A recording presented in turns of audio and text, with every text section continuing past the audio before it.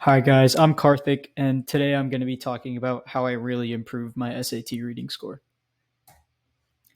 I always dreaded SAT reading. I was always more of a math guy, so reading never really clicked for me. I never really understood it, and I always felt it was somewhat subjective or vague, which is pretty common actually. And I just never performed well in it. And throughout the course of a year and learning the specific tools I needed to master, I was able to get up my score to the 99th percentile in SAT reading. Now, the only thing that really helps is accurate practice and volume. I'm going to go back to what those concepts specifically mean, but those are the only two main things that are really going to help you. Everything else is kind of just a distraction. So, during a conversation that I had with my friends, we were talking about the purpose of the SAT. What does the SAT really measure? And the truth is, it measures nothing of importance, right? The SAT measures how good you are at the SAT. That's all it measures. So the more you practice the SAT, the better you get. It doesn't really reflect on much that you do in school. Of course, they cover the same topics, and practice that you get in school might correlate to the SAT. But for the SAT specifically, the only thing that really matters is how good you are at the SAT. So you need to practice that, and you need to do tons of it. Hence, accurate practice and volume. As I've talked about in a previous video, you need to focus on questions that are accurate to the SAT. And this means questions that use the same exact language and expressions that the SAT uses, right? So this means getting questions from College Board, from practice SATs, and from a small amount of books that have very close language to the SAT, and online resources such as Khan Academy that actually partner with College Board. So you need to focus on accurate questions, because some of these phrasing I like templates in other questions and in other like famous SAT books aren't actually accurate to the SAT, right? So you need to focus on accurate practice. And on top of accurate questions, you need to focus on getting the questions right. If you get the question right, you review it, realize why your question was right or why your answer was right, and then you're good for a correct answer. But if your question was wrong, you also need to do the same thing. You need to review why it was wrong and why the correct answer is correct and why your answer is wrong. You need to actually learn from every question. If you just run through them, that's not good enough. So accurate questions and accurate answers. And you need to constantly drill practice. You know, it's not a race, it's a marathon. The goal is you do a certain amount of questions every single day, and you slowly improve upon that skill because of the timeline that you're doing it on. You need to do it for a long period of time, and you need to have a good load of questions every single day. Volume of questions is key. You need volume over a period of time and not just a couple days, right? And also, SAT reading is best treated as a soft skill. Even though you could measure it objectively with how many questions you got right, how many questions you got wrong, you shouldn't really do that, in my opinion. You won't be able to measure progress easily because the questions that you get correct on day one and day two might be completely different.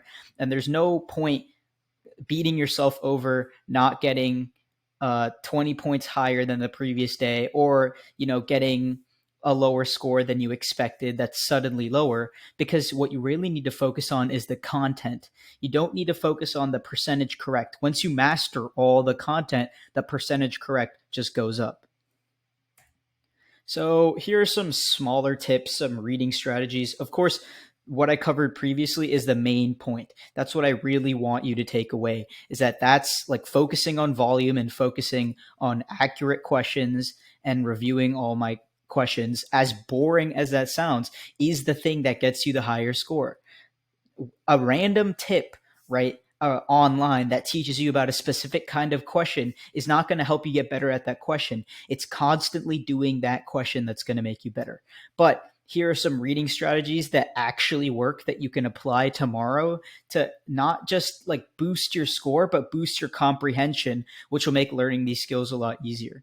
So I always messed up reading parts of the essay. I would either read too fast or I'd misunderstand something. And something that really helped me not do that anymore was putting my pencil to the tip of the paper. And now I understand that there's digital SATs, so you can put your finger to the line if that helps you, but or your cursor for that sake.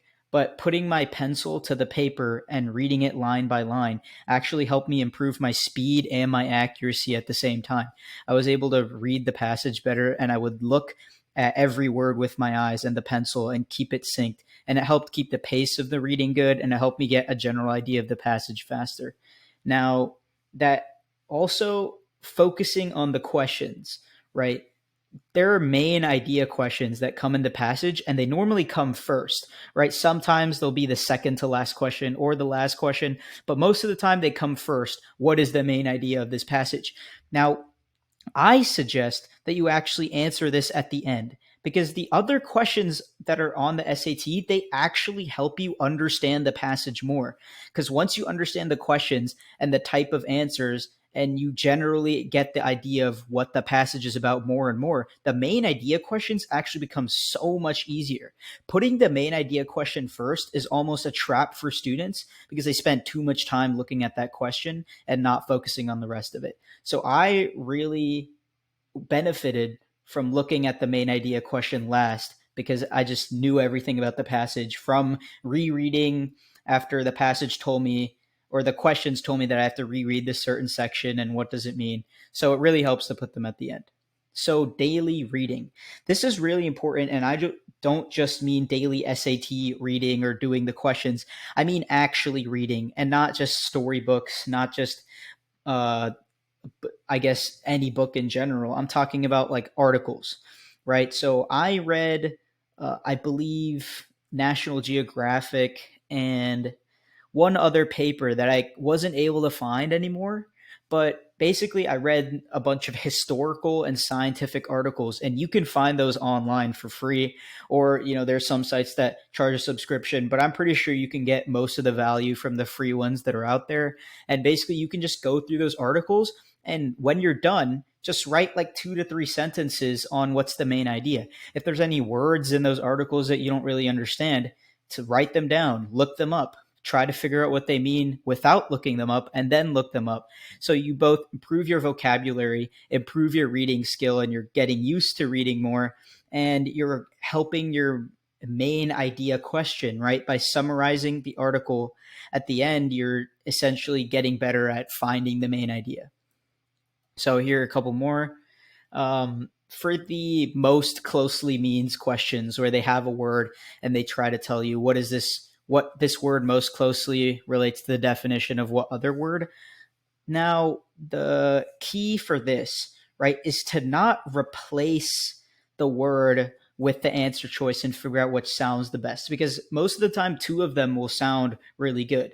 But the key to doing this is to actually read the phrase again without looking at the answer choices, and in your head try to find a simpler word that word means, right? The highlighted word will be a complicated word. Let's say it's elementary, right? And that could mean literally elementary school. That could mean like elementary as in simple, right? So in your head, try to figure out, what does that word mean, right? Elementary, does it mean simple? Is it referring to school? Is it referring to age? What is it referring to? And once you have that word in your head, go to the answer choices and then look at them. And that will tell you exactly what word it is, because the meaning you come up with your head based off of the highlighted word is going to be closer to the actual meaning. And that's what they really want.